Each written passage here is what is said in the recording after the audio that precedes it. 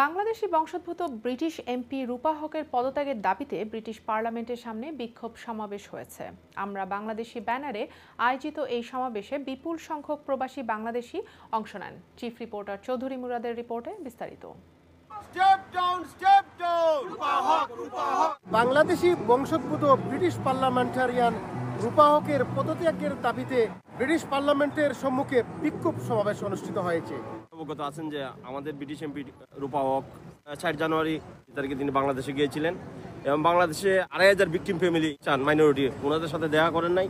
সুস্পষ্ট যে বাংলাদেশে যে এই যে চিন্ময় বাবু ওনার যে মুক্তি বা উনি জেলে আছেন, যারা চিরাঙ্গে এখনো কয়েকশো লোক জেলে আছে, তাদের মুক্তির ব্যাপারে কোনো কথা বলেননি।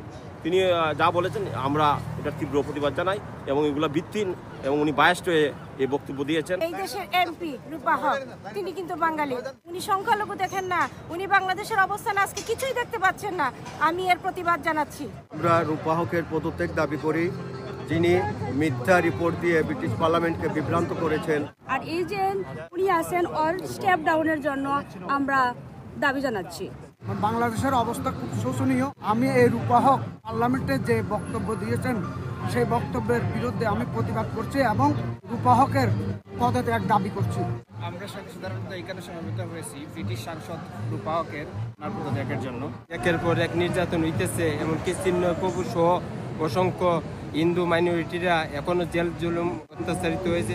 ব্রিটিশ এমপি রূপা হকের অপপ্রচার এবং মন করা বক্তব্য উনি ব্রিটিশ পার্লামেন্টে উপস্থাপন করেছেন, যার বিরুদ্ধে প্রতিবাদ সভার আয়োজন করছে।